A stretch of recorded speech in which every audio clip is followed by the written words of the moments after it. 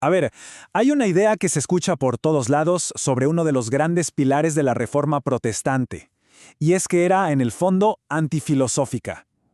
Una idea que parece, pues, obvia, ¿no? Pero, ¿y si resulta que está completamente equivocada? Y bueno, ¿de dónde sale todo esto? Pues la cosa empieza justo aquí, con una de las frases más famosas y demoledoras de Martín Lutero. Es que, a ver, con palabras así de fuertes, la conclusión parece cantada. El luteranismo y la filosofía, pues, no se pueden ni ver. Pero, ¿de verdad es tan simple? ¿Caso cerrado y ya está?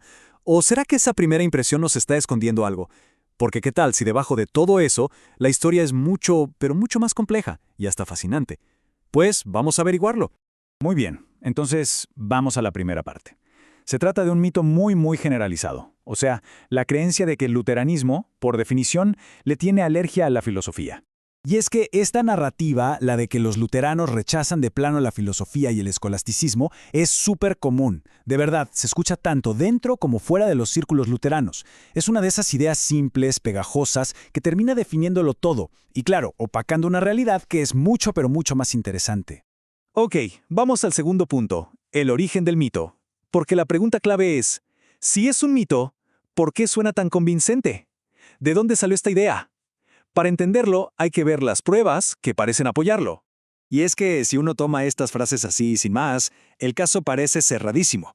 Por un lado, Lutero diciendo que la razón es del diablo. Por otro, su mano derecha, Philip Melanchthon, afirmando que Aristóteles es realmente malo. O sea, la conclusión parece obvia. Los reformadores simplemente odiaban la filosofía. Pero aquí es donde la trama se complica, porque estas frases no se dijeron así de la nada. Los reformadores estaban reaccionando a un problema muy concreto de su época, una verdadera crisis en la educación, específicamente en la educación de los teólogos. A ver, ¿cuál era el problema? No era la filosofía en sí. Para nada. El problema era que la filosofía se había comido a la Biblia. O sea, los pastores, en lugar de predicar las escrituras, se la pasaban hablando de la ética de Aristóteles desde el púlpito. Entonces, toda esa retórica tan fuerte de los reformadores no era un ataque a la filosofía como tal. Era un intento desesperado por poner las cosas en su lugar y devolver la teología a su fuente principal, la Biblia. Ok, sección 3. El contexto lo es todo. Ahora que tenemos esta pieza del rompecabezas, miremos de nuevo a los reformadores. Porque lo que hicieron, bueno, a veces dice mucho más que sus frases más explosivas. Recordemos esta frasecita de Philip Melanchthon, ¿sí? Aristóteles es realmente malo.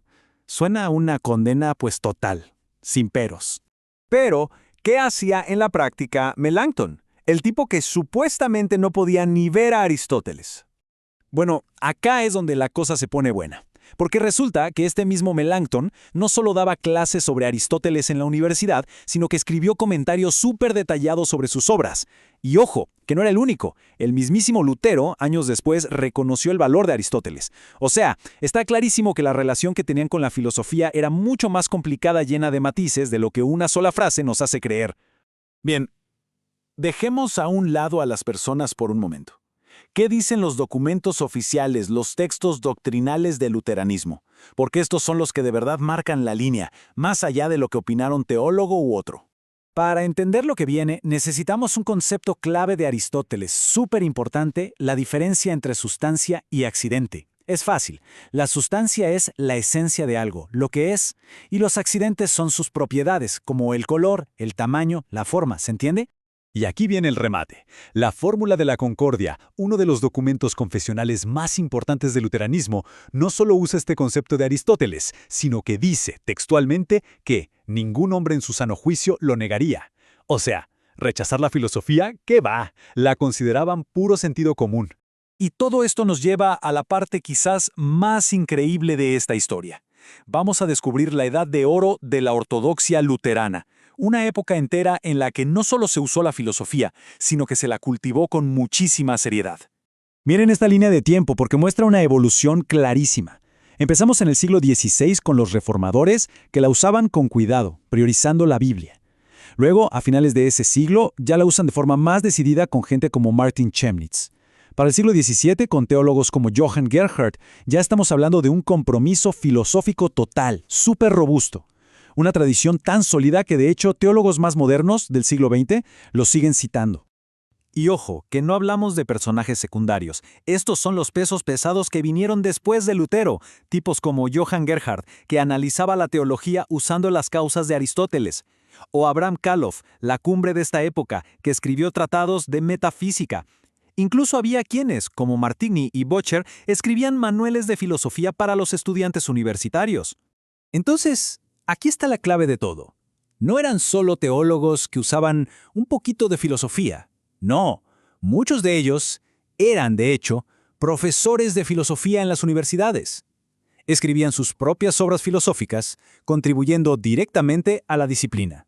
Era sin duda una tradición intelectual profundamente filosófica. Bueno, y ahora la pregunta final.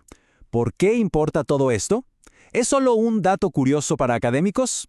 Para nada. Corregir este mito cambia por completo la forma en que entendemos una parte importante de la historia del pensamiento. El contraste es brutal.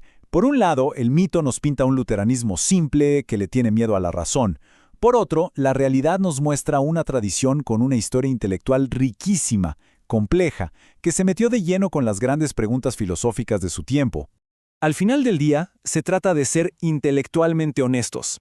Para entender de verdad una tradición de pensamiento, cualquiera que sea, hay que verla completa, con todos sus matices, no a través de una caricatura simplona.